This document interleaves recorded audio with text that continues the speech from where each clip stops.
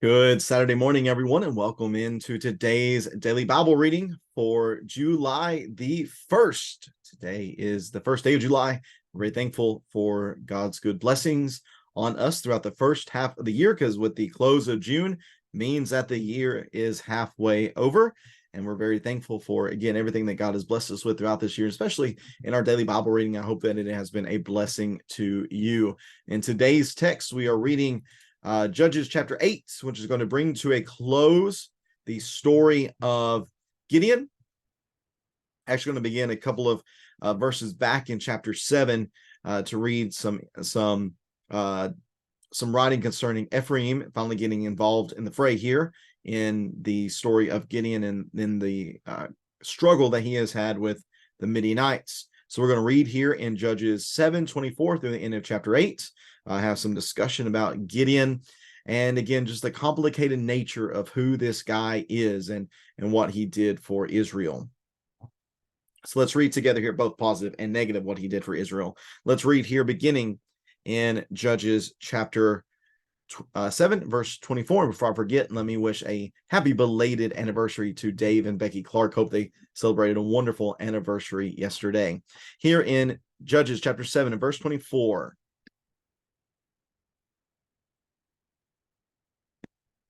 Judges 7, verse 24, Gideon sent messengers throughout the hill country of Ephraim with this message: come down to intercept the Midianites and take control of the watercourses ahead of them as far as Beth Barah and the Jordan. So all the men of Ephraim were called out, and they took control of the watercourses as far as Beth Barah and the Jordan.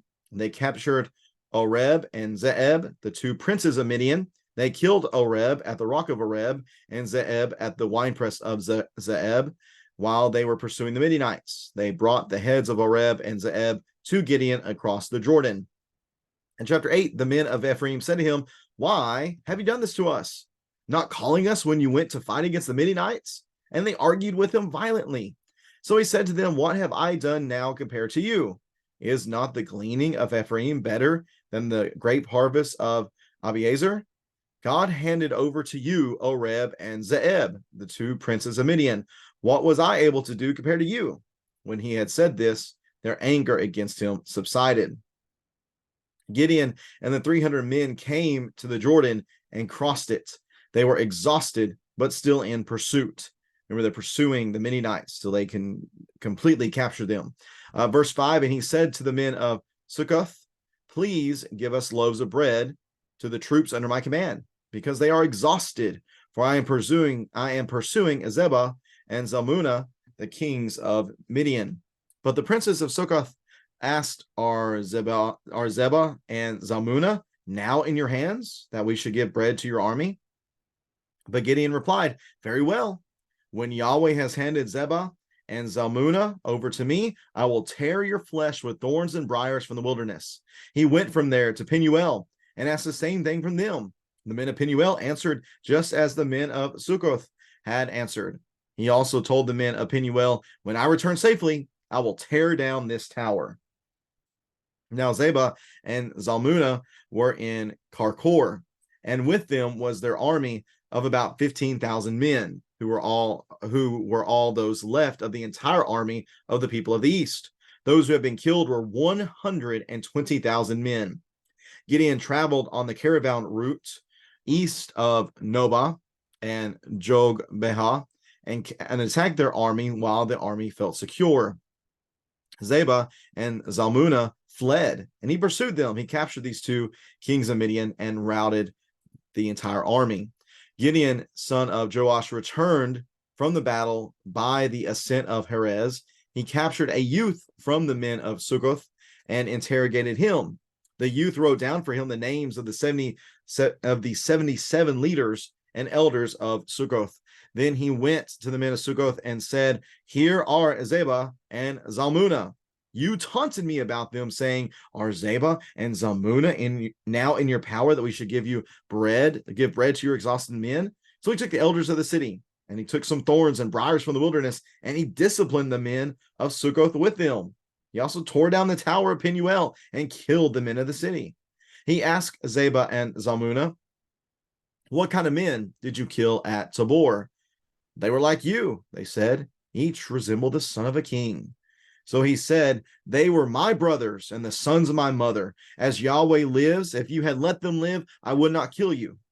Then he said to Jether, his firstborn, get up and kill them.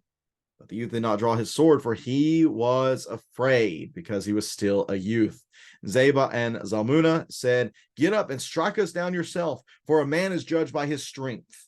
So Gideon got up, killed Zeba and Zalmunna, and took the crescent ornaments that were on the necks of their camels. Then the Israelites said to Gideon, rule over us, you as well as your sons and your grandsons, for you delivered us from the power of Midian. But Gideon said to them, I will not rule over you, and my son will not rule over you. Yahweh will rule over you. Then he said to them, let me make a request of you. Everyone give me an earring from his plunder. Now the enemy had gold earrings because they were Ishmaelites. They said, we agree to give them. So they spread out a cloak, and everyone threw an earring from his plunder on it. The weight of the gold earrings he requested was 43 pounds of gold, in addition to the crescent ornaments and ear pendants, the pure garment and the purple garments on the kings of Midian, and the chains on the necks of their camels. Gideon made an ephod and all from all of this, and put it in Ophrah, his hometown. Then all Israel prostituted themselves by worshiping it there, and it became a snare to Gideon and his household. So Midian, verse 28, was subdued before the Israelites, and they were no longer a threat. The land had peace for 40 years during the days of Gideon.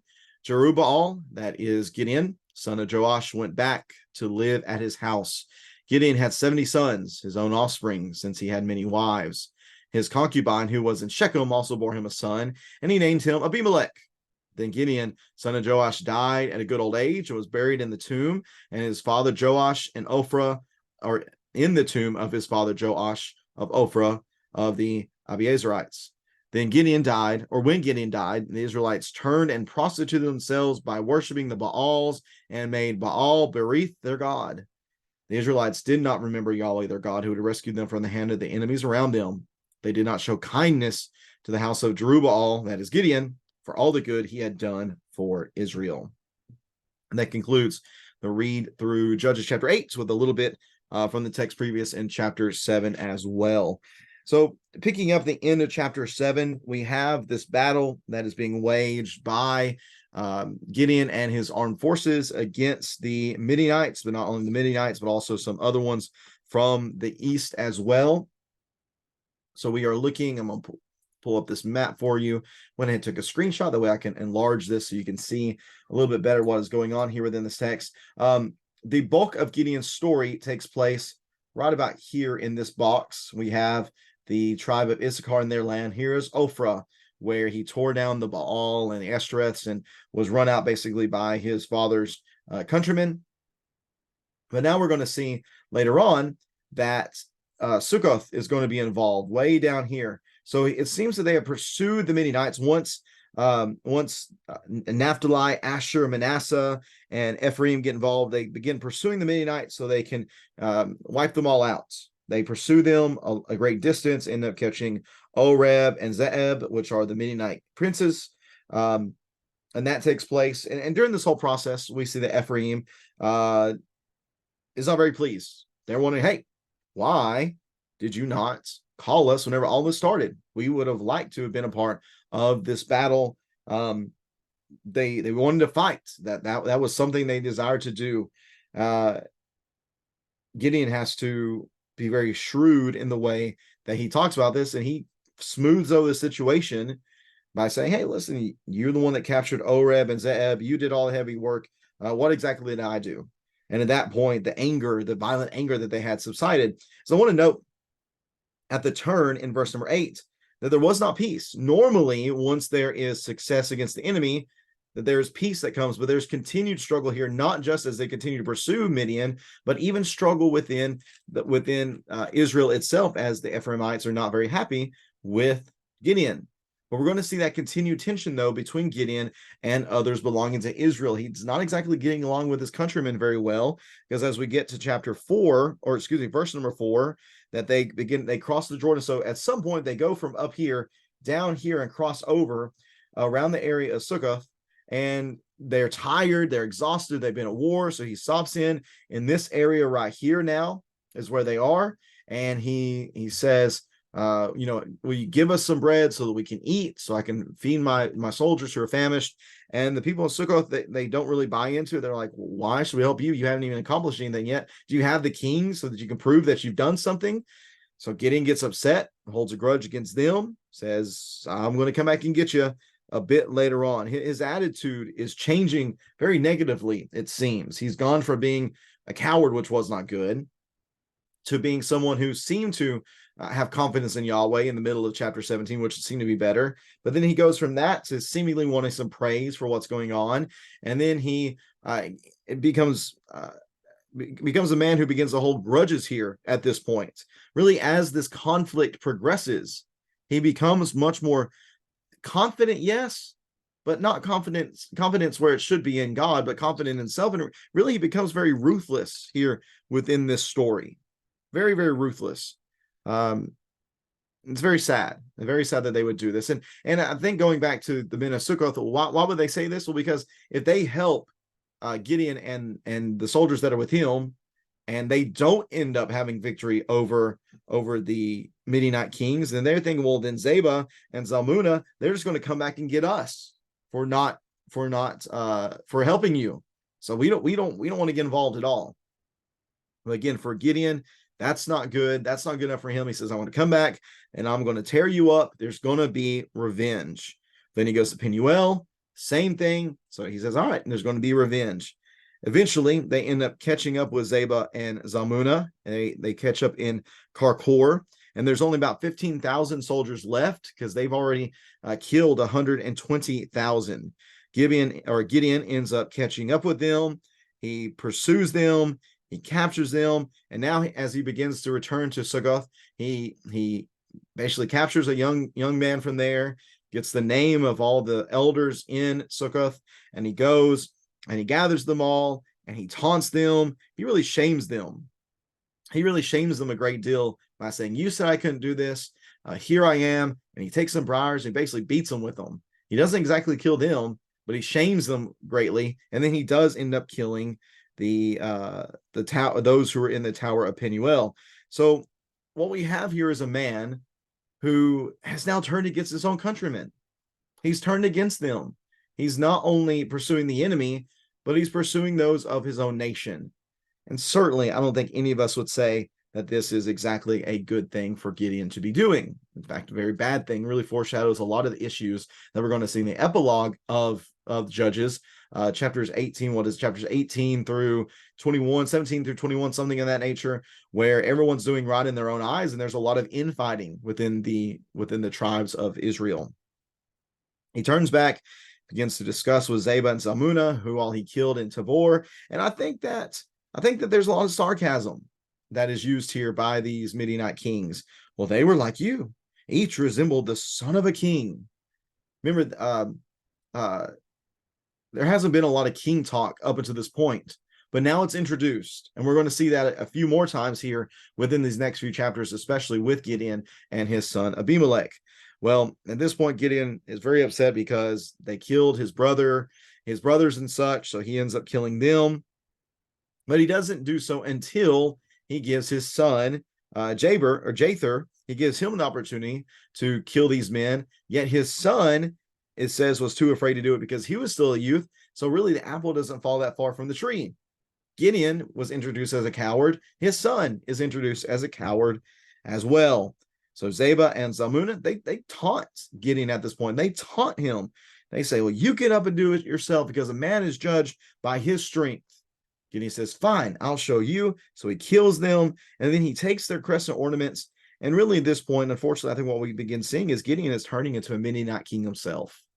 He's turning into the very enemy himself by his behavior and by what he ends up introducing here in the next few verses.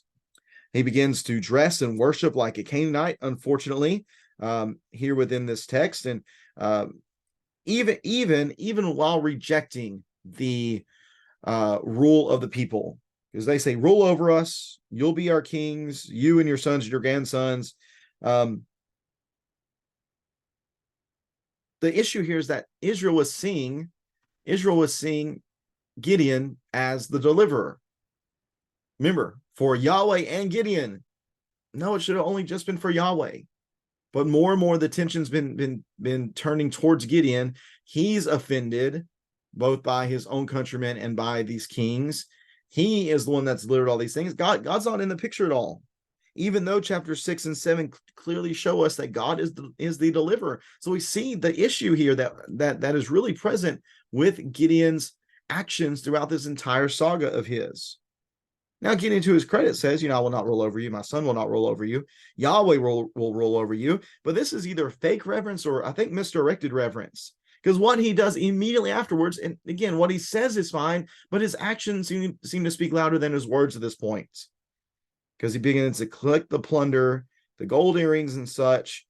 What we have here in verses 24 through 27 is a lot of language that is very similar to what happened in the golden calf incident back in the book of Exodus. Really, really similar to Exodus 32. Because what Gideon ends up doing is he takes everything that's been collected, all 43 pounds in the gold, and it says that he made an ephod from all this and put it in Ophrah, his hometown.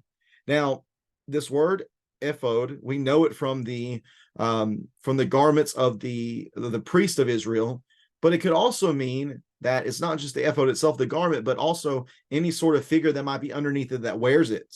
So it's very possible here that what Gideon is doing is he not only created a new idol, but then put this ephod on top of it, and he set it up in Ophrah to be the new symbol of their worship. Even if that's to Yahweh, this is still very highly illegal, if we want to call it that. This is very, very wicked and very evil that they would violate the second command of not making any graven images to resemble Yahweh or to represent Yahweh. This is bad.